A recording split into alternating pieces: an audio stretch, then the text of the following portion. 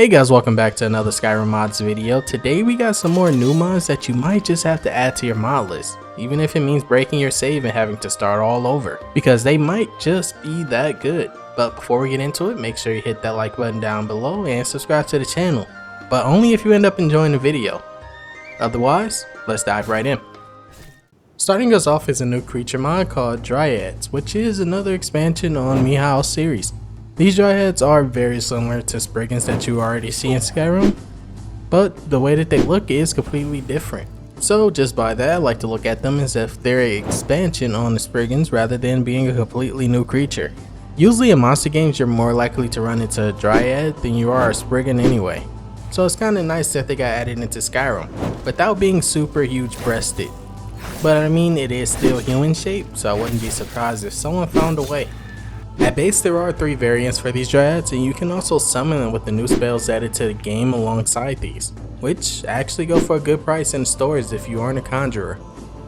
Next mod up is a new armor mod called Skyforge Silver Desire, and by the name you can probably already guess, but this is for women only, and features support for both the main bodies of Skyrim, which is 3BA and BHUNP.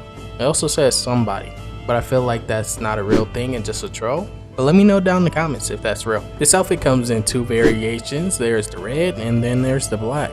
And it also has 2 different versions for a safe for work version and the non-safe for work version. And you can probably already assume which one is the only one that I can show on YouTube.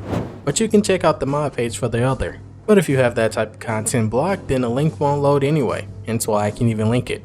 You do need a book to craft the sets though, which is in Markarth. So it won't be that hard to get, but it won't be too easy either, considering you have to have some type of lockpicking skill. Next mod up is another armor mod called Gorm HDT-SMP armor by Fuse. So just by being by Fuse, you'll definitely know that the physics will be nice. I'm still trying to figure out though what determines if Fuse puts it on Nexus or not, but this mod is a unisex light armor in your Skyrim, but unfortunately, no beast race support yet, but by the time this video comes out though, I wouldn't be surprised if there's a patch already. This armor can be crafted at a forge with no special requirements at all. It's a pretty simple mod through and through. This armor definitely fits the Nordic theme of Skyrim with the horns being applied to the set, so if you weren't a fan of the previous mod, the Skyforge Silver Desire, due to it not being Skyrim-like, then this is for you. But considering that mod already has a lot of downloads, I think a lot of people will like both of these mods, so to each their own. Next up we have a new texture replacer called the Royal Seat, a noble bench chair and throne replacer. Only Solitude throne though. First they did the beds and now we have the regular noble furniture in Skyrim. This mod comes with handcrafted textures and based on the 2 download options you can also get color variation. But if you just want one simple color, which is pretty boring in my opinion, but to each their own, you can also have that. Based on the download size and the description, I'm not a professional, this is a mix of 2 and 4K textures. So performance depends on your PC, but due to most of these being in interiors, they really shouldn't affect your FPS at all. Unless you already got some heavy interiors, like you decided to mix JK interiors with distinct interiors. Not sure why you would destroy your PC like that, but I guess. Next up we have a new clothing mod called Modular Mage. Yes, a lot of clothing and armor mods have been coming out lately, and yes, I'm pretty late to showcasing this one, unfortunately, but hey, I'm here now. This mod's well over 100 pieces of clothing for your next female mage playthrough, that you can mix and match and make tons of different outfits, but you'll probably end up at the most basic one with all black because that's just how we play. And yes, this is for female only. Am I surprised? Of course not, it's Skyrim. And of course we want more male armors, but no one downloads them like female armors. So that's why everyone mainly makes them now for females. You can obtain this set by joining the College of Winterhold and finding the Novice Crafting book, which is where you sleep the Hall of Attainment. Which now that I think about it, kinda sounds like a prison. And it also kinda looks like one, at least in the older ages. But I digress. And as you progress through the College of Winterhold story, you'll be able to unlock more and more of these clothing pieces. Or you can just steal them from other people, if that's the way you prefer to play. Because I didn't have to really do any of that. That item menu pretty much saves my life. Okay, so just one more armor slash clothing mod, which is called Wayward Knight. There are so many more armor mods that deserve attention, but I'm gonna limit it here. But this mod is a modular knight armor for females only, of course, based on Breddens.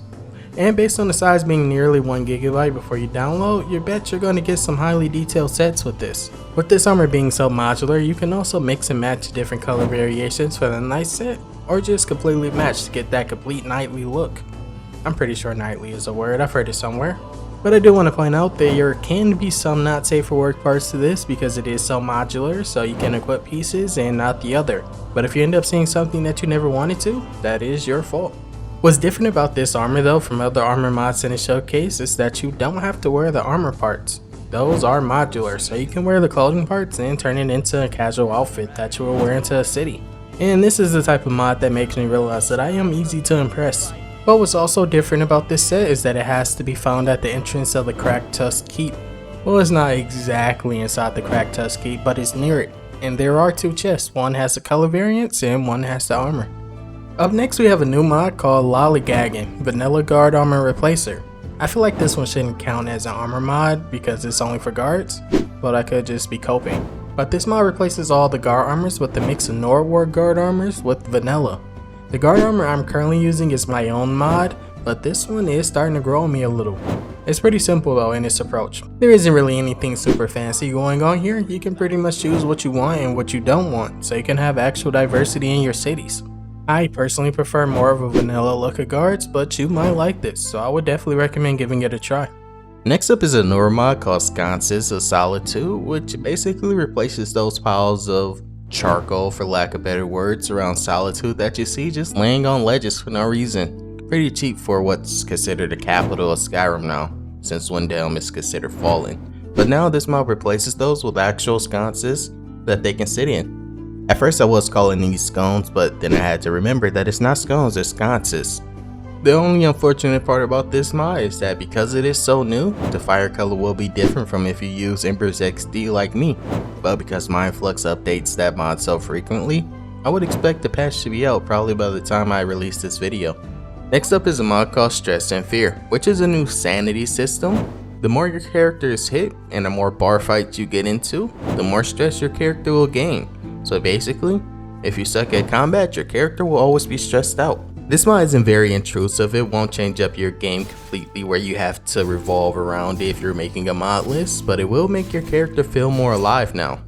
Every time your character gains stress, a message will appear in the upper right corner or left wherever you changed it to with Sky HUD, letting you know just how bad it is. And if you end up being hurt a lot against a specific type of creature, then your character will basically develop a phobia for them, weakening you, which of course you can overcome by actually beating that enemy. So all in all, getting good at combat. This is like a defeat system without having to be defeated. And if you do overcome that phobia, you actually get a buff against the enemy type now. You can also lower the stress your character gets, and it's pretty easy. You do it by just doing things a normal person would do, like eating comfort foods, drinking alcohol, or even fishing, which is pretty boring, but I can see how that can lower stress. This is a mod that basically forces you to take a break from combat and actually explore those 2000 mods you added to your game and forgot about. The next mod is a mod called Immersive Interactions, eating ingredients and applying poison animations. This new mod allows for you to view your character as they perform things you normally don't see in Skyrim, like actually watching your character eat certain alchemy ingredients. Well, technically all vanilla alchemy ingredients inside the DLC and main Skyrim are covered. And now with this mod, you will actually see them pull it out their pocket of infinite space and actually eat them. Or even watch as your character applies poisons to weapons as you prepare for combat. These animations work for pretty much everything, like I just said, vanilla and DLC. And for the people that use Elso for potions and poisons, there is a patch for you also. So no one's pretty much left out with this mod. Next mod up, we got a new weapon mod called the Sword of Kings. The Sword of Kings is a new one-handed longsword, which is based on the Vikings TV show, which I actually have to finish watching. I only got to the end of season 1, then never picked it back up. Not because it was bad though. But this sword textures, as usual from John Skyrim, comes in 4K for us to have eyeball orgasms at when we look at it up close. But what is different about this sword though, is that this mod lets you choose where to find the sword at in the MCM. And once you have the original sword, you can continue to craft a replica after it. I'm not sure why you would do that, maybe to sell it because it can go for a good price, but it is there for you. Next mod up we have is called Shadows over Ilinalta. This mod changes up nearly every single piece of environment that you would even consider connected to this lake. But something I would consider FPS friendly considering my GPU is a 3070, but I have to worry about my CPU overheating. And this barely hurt any at all. We honestly, coming into 2024, or at least the middle of the year, need more mods like this, because this doesn't just add simple small clutter to the environment. Instead, it completely expands on the location, making it look brand new. I barely can recognize the locations with this add-on. I mean, it doesn't really change up anything that would cause bugs, but it does add small quests that you can actually complete with these new locations now. And by new locations, I mean that this mod also has new unmarked locations around the lake. Not just editing the vanilla ones, but actual unmarked locations now. The quest though, I'm not going to really get into because I don't want to spoil the quest for you, but it's pretty simple to start. But like I said, I'm not going to spoil it because that's not the way to go. And also because I remember spoiling Joel's death in The Last of Us 2 by mistake for a friend.